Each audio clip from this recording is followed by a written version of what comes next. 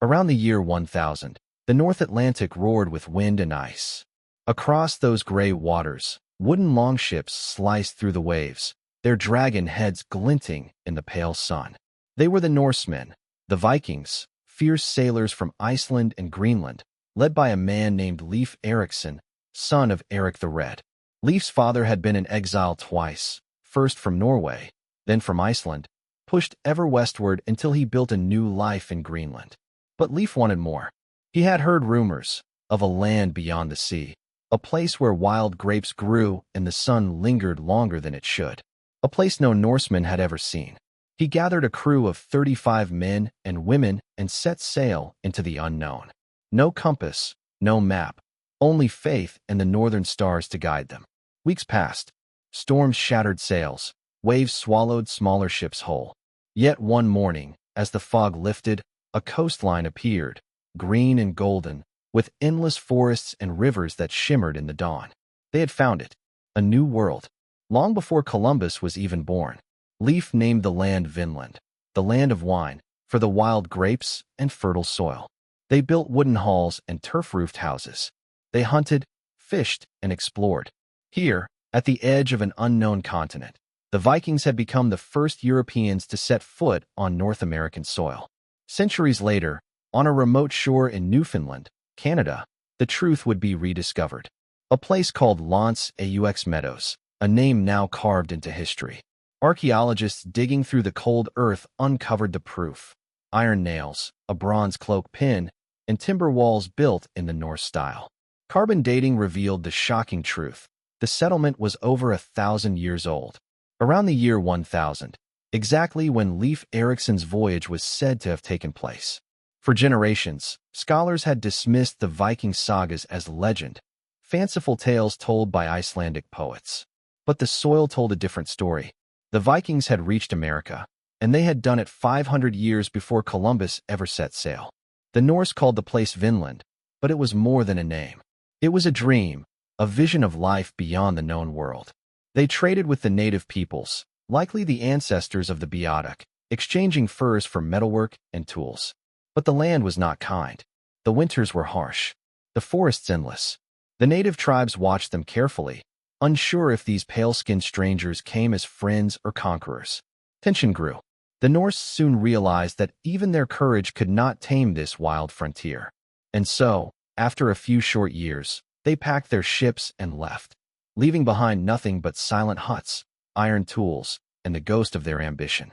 For 1,000 years, their story lay buried beneath the earth, until modern hands uncovered the truth and forced the world to confront a shocking question. What if everything we were taught about who discovered America was wrong? For centuries, the story of Leif Erikson and his voyage to Vinland survived only in whispers, preserved not in stone, but in words. In Iceland, long after the sails of the Vikings had vanished from the western seas, poets and monks wrote down their tales, the Vinland sagas. They spoke of Leif the Lucky, the son of Eric the Red, who crossed the ocean and found a land of forests, rivers, and grapes. They told of Bjarni Herjolfsson, the merchant who first sighted the strange western lands but never set foot upon them. And they told of Thorfinn Karlsefni, another Norse explorer who led a later expedition trying to build a lasting colony in that distant world. But to later generations, the sagas sounded like fantasy. Europe had forgotten the courage of its northern wanderers. In the great halls of learning, scholars declared that Christopher Columbus had discovered America, as if history itself began in 1492. The Norse sagas were dismissed as myths, tales told around smoky hearths by men drunk on mead and memory. Yet, every myth begins somewhere. In those fragile manuscripts, written in Old Norse, stored in Icelandic monasteries, lay details too precise, too vivid, to be pure invention. Descriptions of wild salmon rivers, endless forests, and lands where winter's grip was gentler than in Greenland. Lands that matched perfectly with Newfoundland, Labrador, and even the coasts of Nova Scotia. Still, belief is a fragile thing. And for 900 years, the truth slept under moss and snow, waiting for eyes willing to see. In the early 1960s, that moment finally came. Two Norwegian archaeologists, Helge Ingstad and his wife, and Stein Ingstad, began to search for proof that the sagas were real. Locals in northern Newfoundland spoke of ancient Indian ruins near the village of Lance aux Meadows, strange grass-covered mounds by the sea. The Ingstads followed the rumor, walking through biting winds and boggy fields until they reached a quiet, windswept point of land. What they found would change history forever. Digging through layers of peat and earth, they uncovered the remains of 8 wooden buildings, their foundations laid with turf walls exactly like those in Greenlandic Norse settlements. Charred wood from their hearths was carbon dated to around the year 1000. Fragments of iron nails and rivets told of ship repair, something unknown to the native peoples of the area. And then came the final proof, a small bronze cloak pin, unmistakably Scandinavian in design. Leif Erikson's voyage was no longer a legend. It was fact. As word spread, the world reacted with disbelief. Schoolbooks had to be rewritten. The clean narrative that Columbus discovered America cracked open, revealing a forgotten chapter of humanity's restless hunger for exploration. The Norse had done what no one thought possible. They had crossed the Atlantic, built houses, forged iron, traded with natives, and returned home safely. They didn't stay long enough to build an empire, but they left behind something greater. Proof that curiosity and courage had always reached farther than borders and kings. Imagine it. 1,000 years ago, a Viking standing on a Newfoundland shore, staring westward into the unknown. He feels the cold air against his skin, the scent of pine and salt in the wind. Behind him, his ship creaks in the tide. Before him, an entire continent untouched by Europe's maps. He doesn't know that centuries later, others will claim this discovery as their own. He doesn't know that his footprints will vanish under snow and time.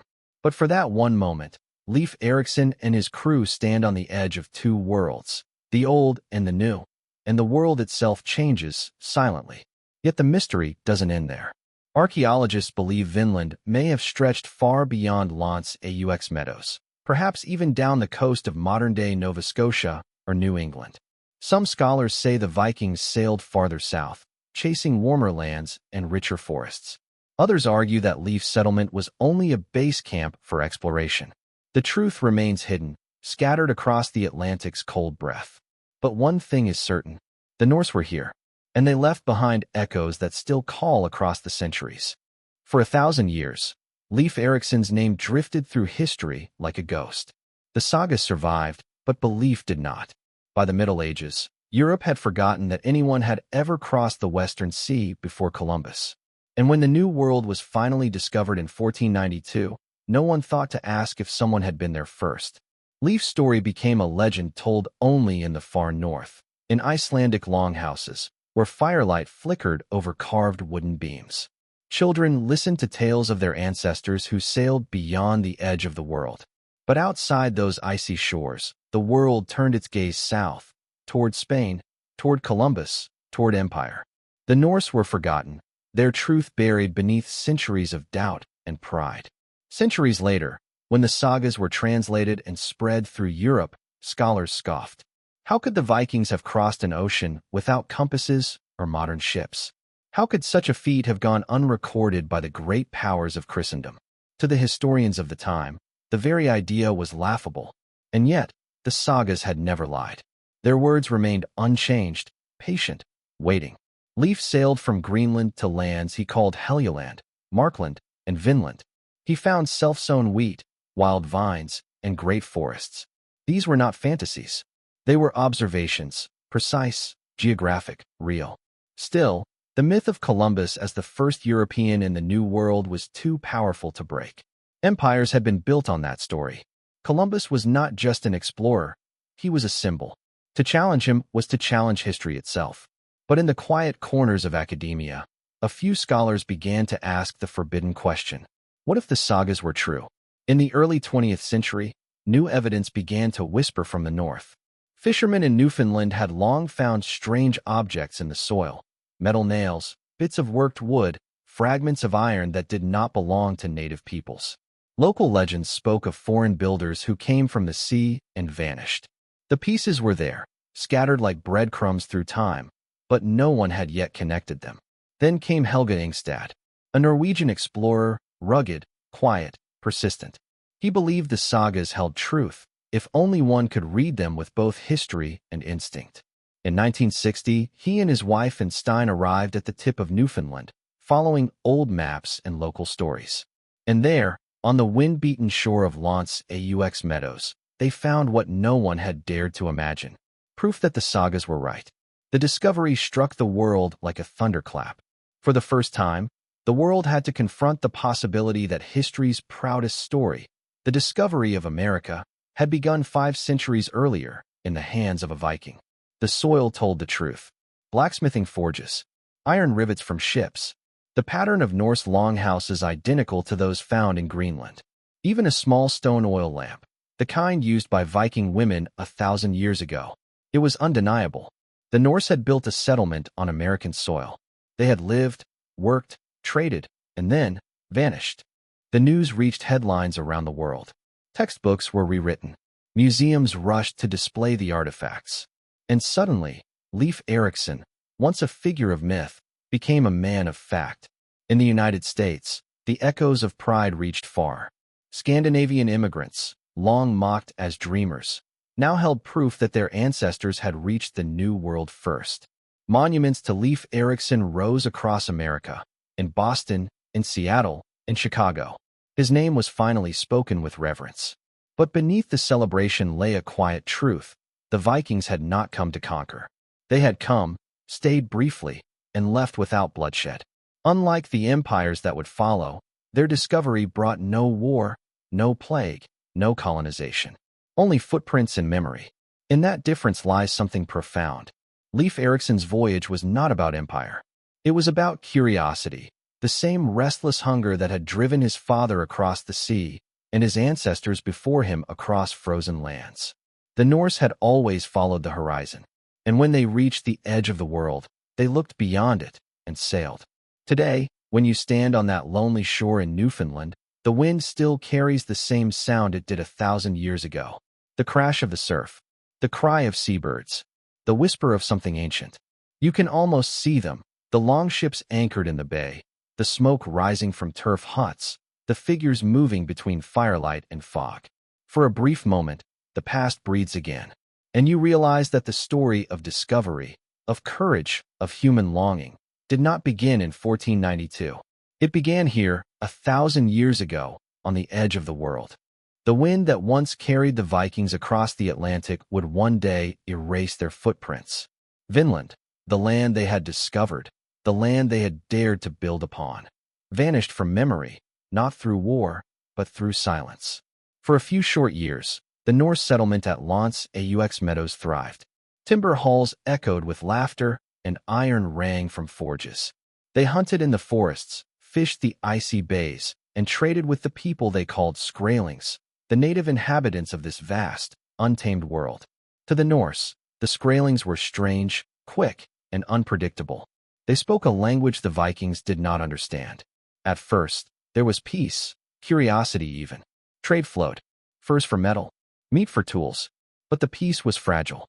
One morning, a small misunderstanding, a trade gone wrong, a weapon drawn too fast, turned trust into blood. The sagas tell of a sudden skirmish, arrows hissing through the air, Norse shields raised, panic breaking across the camp. The explorers from across the sea realized the truth. They were outnumbered. This was not their world. And this land, wild and vast, had no desire to be conquered. Leif Erikson's brother, Thorvald, would not be so lucky. The sagas say he was struck in the chest by a single arrow and died under his ship's mast, gazing at the western sky. His death marked the end of their dream of colonization. The Norse were warriors, but even they could sense when a land itself was resisting them. Food was scarce, winters were brutal, and each voyage west demanded lives and supplies that Greenland could not spare. Slowly, the fires of Vinland faded. The ships turned homeward, their sails heavy with disappointment. What had begun as a triumph became a quiet retreat, a withdrawal into legend. When they returned to Greenland and Iceland, they brought stories of a rich and wondrous place. They spoke of forests deeper than any they had known, of rivers bursting with salmon, of lands where grapes grew wild and winters were shorter. But their people had no strength left for new worlds. Greenland itself was struggling under ice and famine. The Norse were entering the twilight of their age, their settlements shrinking, their faith turning from the old gods to the new Christ. Leif Erikson lived out his days in quiet authority, a Christian chieftain among pagans, respected but fading from the tales of glory that had once defined his people. He never returned to Vinland. Perhaps he knew the sea had already taken too much. Or perhaps, in his heart, he had already made peace with what he found and what he had lost. Centuries passed. The long ships rotted, the sagas fell silent, and the world turned colder. By the 1400s, even the Greenland colonies, the last western outposts of Norse civilization, vanished into snow and starvation. No ships came to rescue them. No one remembered their routes. The North Atlantic swallowed the last of their courage, and with it, the memory of Vinland. By the time Columbus raised his sails in 1492, no living soul in Europe remembered Leif Erikson's voyage. To the kingdoms of Spain and Portugal, the Western Ocean was a mystery waiting to be claimed. The Norse had already proven that the ocean could be crossed, but history had forgotten their proof. Their story had died with them, lost in sagas no one read and ruins no one had yet found. Yet, there is a certain beauty in their disappearance. The Norse did not come to conquer, to enslave, or to claim divine right. They came because they were drawn by curiosity, by hunger, by the need to see what lay beyond the sea. Their legacy was not written in conquest, but in courage, in the way they looked across an empty horizon and decided that what waited there was worth the risk. For centuries, their descendants told only fragments of their story. In Icelandic sagas recited by firelight, Leif the Lucky's voyage became a symbol, not of empire, but of exploration. And though the world forgot him, the sea never did. Every wave that broke upon the northern shore still carried the memory of those wooden ships and the men who dared the unknown. The Norse had found America, and then they had walked away. Not defeated, but perhaps wiser. In the end, Vinland was not a failure. It was a promise, a quiet testament to the truth that discovery is not just about possession. It is about the human urge to know, to reach farther, even when the world insists that you cannot. And so, when centuries later a Genoese sailor would sail west under the flag of Spain, chasing a dream of Asia and gold, he was not the first to break the ocean's silence. He was following a path carved long ago, by men who sailed without maps, without glory, and without fear. By the dawn of the 16th century, Europe was reborn. The Renaissance had ignited minds with science, art, and ambition, and nations turned their gaze to the horizon. Gold, glory, and God now drove ships westward across the same gray waters the Vikings had crossed 5 centuries before. But this time, the world was watching. In 1492, Christopher Columbus set sail from Spain, believing he would reach the Indies. Instead, he found a new world, or so history would say. When he returned to Europe, kings and popes hailed him as the man who had discovered America. Songs were written, statues were raised, and his name became legend. The truth, however, lay frozen beneath the soil of Newfoundland, silent, ignored, forgotten. Leif Erikson's voyage was already 1,000 years in the past. His people had left no empire, no written record in Latin or Spanish, no courtly patrons to sing their praise. The Norse discovery of America had left no heirs. Only sagas whispered in a tongue few in Europe could even read. And so, history chose its hero. Columbus had royal backing, priests to bless his voyage, chroniclers to immortalize his deeds. Leif had none of these. His name remained trapped in Icelandic manuscripts, buried in monasteries, dismissed as folklore. It was not malice that erased Leif from memory, it was pride. European powers needed a hero of their own age, not a ghost from the past. To justify conquest, colonization, and empire, the story of the New World had to begin with Columbus. His discovery gave divine purpose to exploration and political justification to expansion. He was celebrated not for finding a land, but for opening it to the greed and faith of Europe. The Norse, by contrast, had discovered, but never conquered.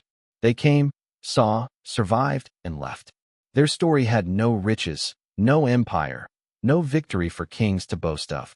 And so, the truth faded into the shadow of power. Still, the old sagas endured. For centuries, Icelandic families copied them by hand. The The saga of the Greenlanders, the saga of Eric the Red, preserving the memory of Leif Erikson, even as the rest of the world forgot him. They told of courage without reward, of journeys made not for gold, but for the thrill of the unknown. In a world obsessed with conquest, these stories felt almost alien. But not everyone forgot. In the 19th century, as scholars began translating the sagas into modern languages, the first hints of a buried truth began to surface. In Denmark, Norway, and Iceland, historians noticed the uncanny precision of the descriptions, the lands, the climate, the plants. Vinland sounded real. Too real. By the late 1800s, Scandinavian immigrants in North America began to claim Leif Erikson as their own hero. They built statues, held parades, and celebrated Leif Erikson Day, insisting that it was their ancestors, not Columbus, who first stepped on American soil. Their pride wasn't just cultural. It was a demand for justice, for recognition of a truth long buried under centuries of imperial narrative. Yet even then, historians were skeptical. Without physical proof, the sagas remained only stories. Leif Erikson was a man of myth, perhaps real, perhaps not. Columbus, meanwhile, had his ships, his journals, and the entire machinery of empire behind his name. And so, the myth of the discovery remained one-sided. It would take nearly 1,000 years for the world to finally listen to the whispers from the north, for spades to pierce the earth at Lance aux Meadows, and for evidence to speak louder than legend. When the Ingstads uncovered the Norse ruins in 1960, they did more than rewrite archaeology. They reopened a wound in history. For centuries, the story had been simple. Columbus discovered America. Now, the truth was inconvenient. What happens when the hero we've celebrated turns out to be second? The academic world hesitated. Textbooks did not change overnight. Even after proof emerged, many historians softened the discovery. The Norse visited America, they said. But Columbus discovered it. It was an attempt to protect a comfortable myth. But facts do not care about myths. The Norse had crossed the Atlantic 500 years before Columbus. They had built houses, forged iron, and left behind artifacts that no one could deny. The truth was no longer a theory. It was unearthed, measured, dated, and proven. And yet, the story of Leif Erikson never became the dominant one. Perhaps because it offered no triumph, no conquest, no easy hero. The Vikings did not plant flags or claim lands in the name of kings. They explored, and then they left. They did not reshape the world. They simply found it. History, however, often favors those who take, not those who discover. And so, the shadow of Columbus still looms large over the name of Leif Erikson. But shadows fade. Every year, as archaeologists uncover more, as the sagas are read anew, the light grows brighter. In that light, we begin to see history not as a series of victories, but as a record of courage, of the endless human desire to look beyond the edge of the map. Leif Erikson never sought fame. He sought the truth. And perhaps, in the end, that is the greater discovery. For centuries, the wind over Newfoundland whispered secrets no one believed. The sagas had told their story, and the soil had kept its silence. But in 1960, when Helga Ingstad and Stein Ingstad broke the ground at Lance aux Meadows, the earth finally began to speak. The world wasn't ready for what it said. 8 buildings, buried under layers of peat and time, emerged one by one. Longhouses built from timber and sod. Workshops with iron slag scattered across their floors, proof of blacksmithing, something no native culture of that time had practiced. Fire pits still marked with charred bones. And, most striking of all, a single bronze cloak pin, identical to those worn by Norse women in Greenland and Iceland 1,000 years earlier. Every find told the same story. The Vikings had been here. And not by accident. They had lived, worked, repaired their ships, and planned to stay, at least for a time. The test came next. Radiocarbon dating confirmed the truth. Around the year 1000 AD, exactly the age of the sagas. There was no doubt left. Leif Erikson's Vinland had been real all along. The revelation shook the world of history. What had once been myth now stood on scientific ground. The narrative of Columbus as the first European in America collapsed beneath the weight of iron nails and Norse timber. But even as the headlines spread, the realization ran deeper than simple discovery. It wasn't just that the Vikings came first. It was that they came differently. Unlike the empires that followed, the Norse left no conquest, no flag, no chains. They left only traces of life, workshops, cook fires, simple tools. No gold, no war, no plagues. Just a quiet human story of arrival and departure, centuries before the world learned the word America.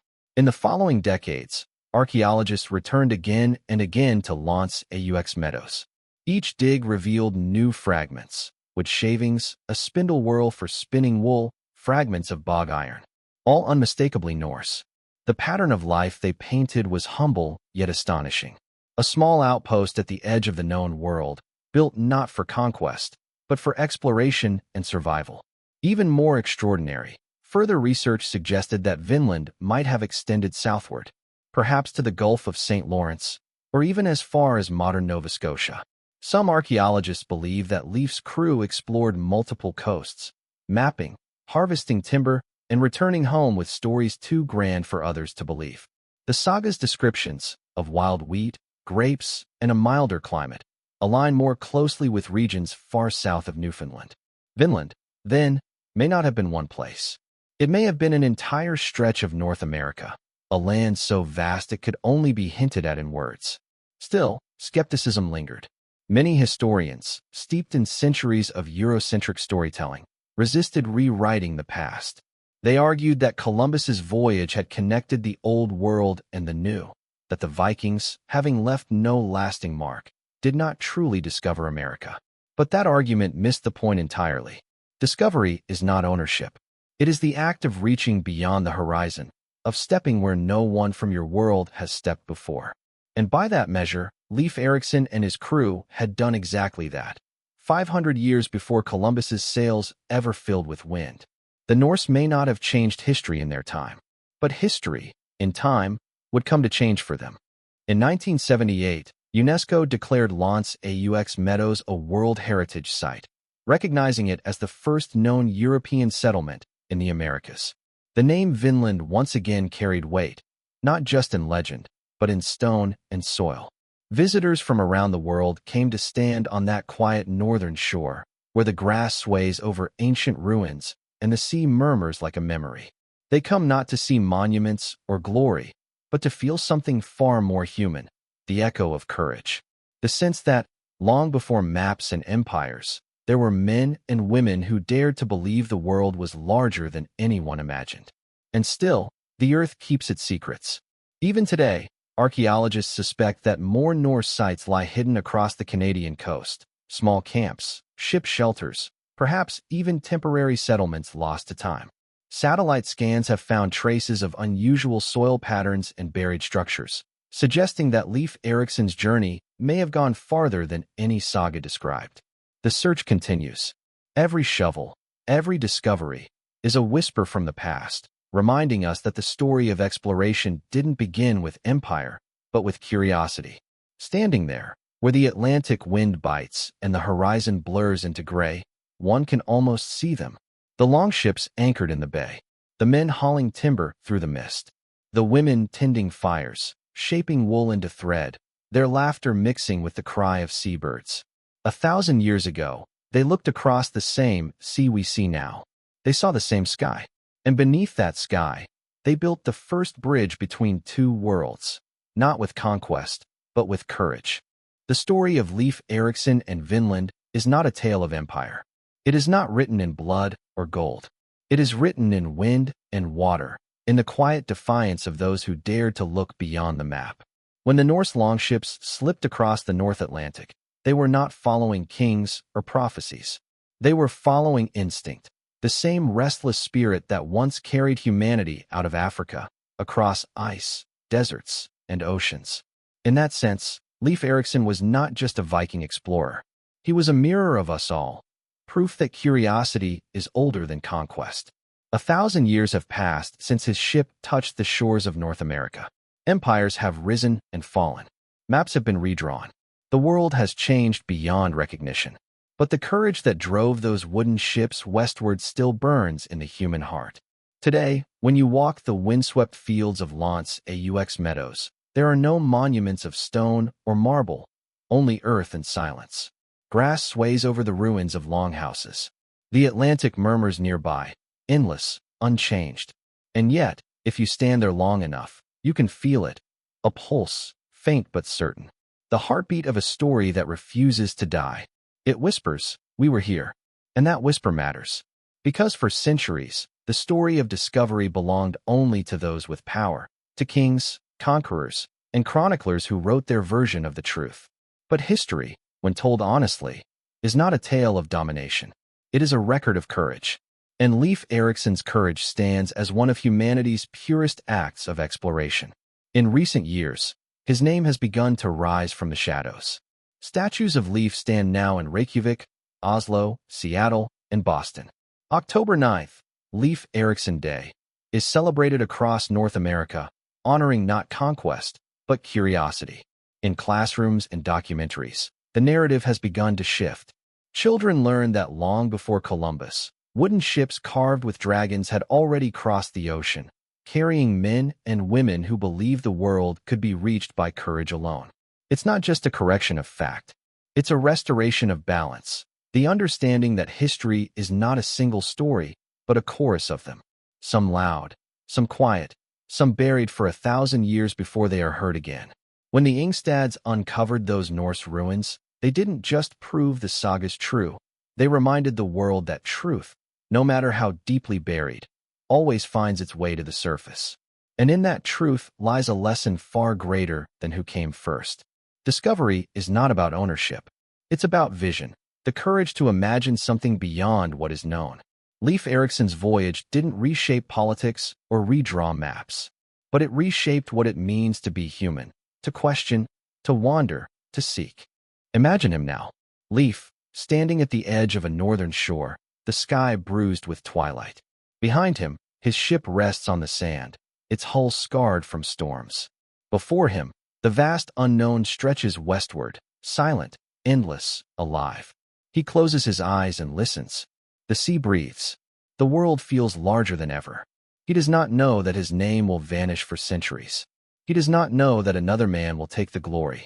But he does know this, that somewhere beyond that horizon, the story of humanity continues, and that he has touched it first. In the end, Leif Erikson's discovery is not a chapter of conquest, but of connection, between past and future, between courage and truth, between the known and the unknown.